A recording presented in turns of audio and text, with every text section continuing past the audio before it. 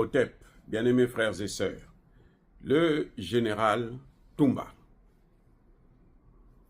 général de l'armée congolaise, RDC, chef de la maison militaire de la RDC. Ce monsieur Toumba, c'est comme un chef d'état-major au-dessus des chefs d'état-major. C'est un ministre de la Défense bis en RDC.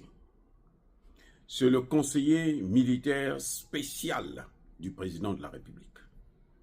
Il a des bureaux, des colonels, généraux qui travaillent pour lui, qu'il administre.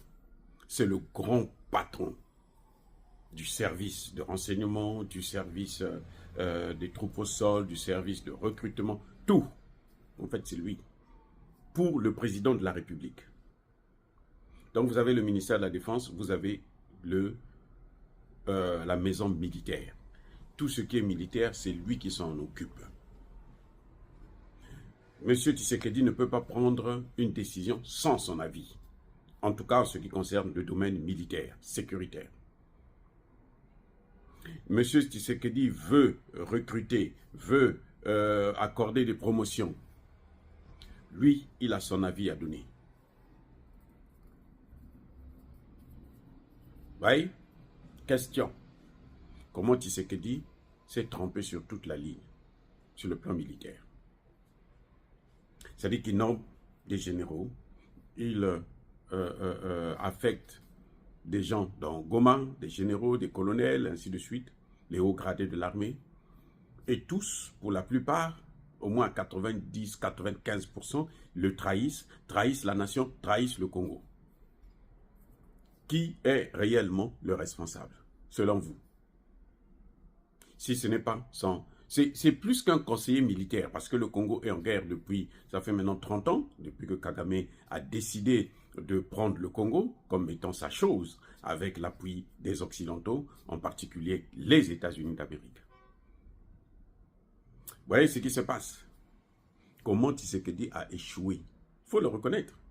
Il est en train de se réveiller maintenant et la population est en train d'agir directement sans même passer par le président. Les militaires sont en train de faire un travail considérable. Les militaires vont au front.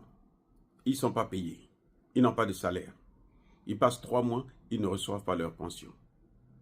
Un militaire qui va sur le terrain à 4 heures du matin, il revient à 19 heures. On lui donne un verre d'eau et une boîte de sardines. Tshisekedi dit qu'il faut donner 20 $ à chaque soldat sur le terrain par jour. Ils n'ont jamais reçu un seul centime. Tshisekedi augmente leur salaire à 500 $ par mois. On continue à les payer à 140 $. Les amis, c'est-à-dire qu'il y a eu un système de corruption, une légèreté qui dépasse les bornes. Vous ne pouvez pas comprendre ça. Vous ne pouvez pas comprendre ça. Ces mêmes colonels que Tshisekedi affecte, on leur donne des responsabilités. Ils ont des armes avec eux. Ils prennent des armes, ils vous donnent l'arme, ils vous disent tirez dans telle direction.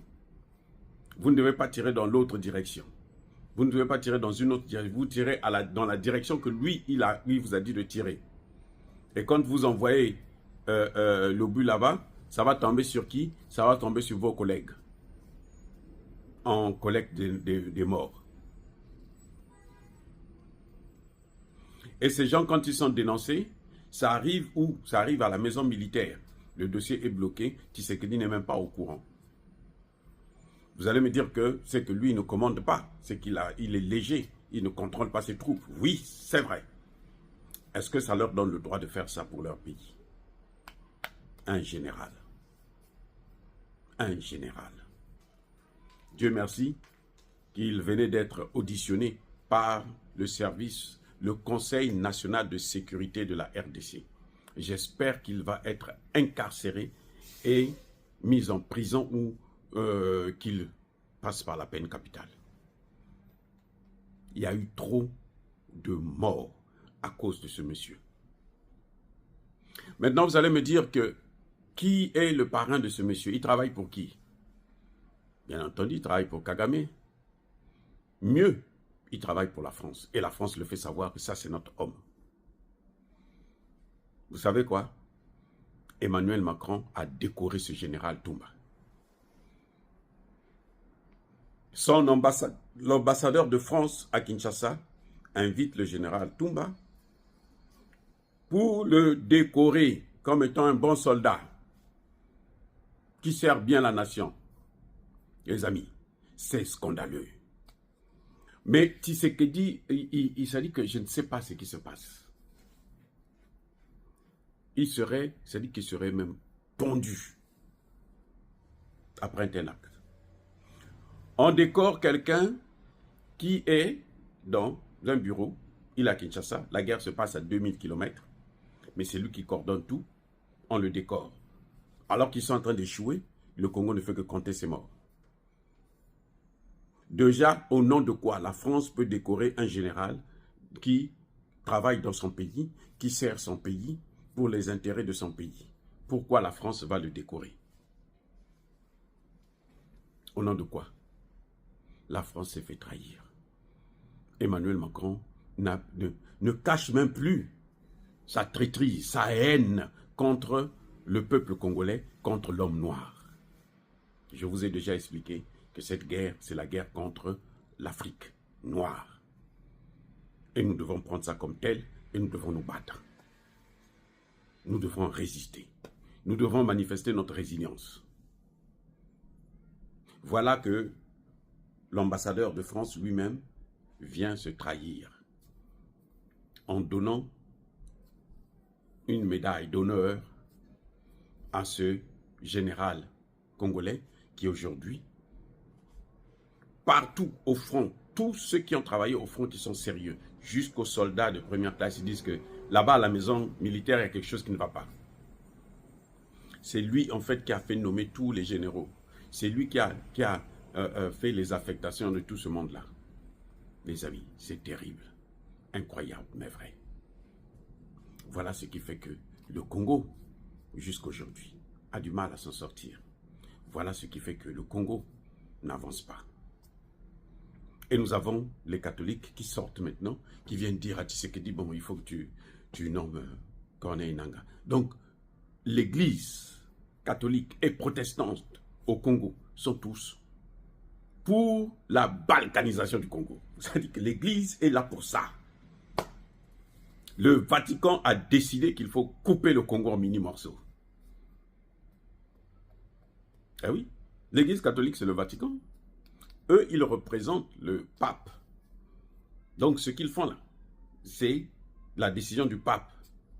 Le pape aurait déjà su que ça, c'est pas bon, arrêtez avec ça. Mais comme lui, lorsqu'il vient, Tshisekedi l'accueille les bras ouverts, avec beaucoup de diamants, beaucoup d'argent, eh ben, et lui, ça l'arrange. Maintenant, c'est fini. Parce que Tshisekedi, c'est aujourd'hui. Personne ne veut que Tshisekedi puisse négocier avec Corneille Nangaa ou avec Kagame. Personne, aucun Congolais sérieux. Eh oui, les amis, personne ne veut de ça. Il va se débrouiller seul. S'il veut négocier, il n'a qu'à négocier, mais qu'il sache que le retour, la réaction du peuple, il ne l'a pas encore entendu, il ne l'a pas encore vu venir. Soyez bénis, abondamment bénis par le Dieu des Kémites et par nos ancêtres angélisés, mais que tous ceux qui persécutent le continent africain le pillent et le déstabilisent, qu'ils soient noirs, blancs, chinois, arabes, juifs, indiens ou qui qu'ils soient punis, maudits, foudroyés, neutralisés, écrasés, effacés par le Dieu des Kémites et par nos ancêtres angélisés. Vive l'Afrique éternelle, j'ai dit et j'assume.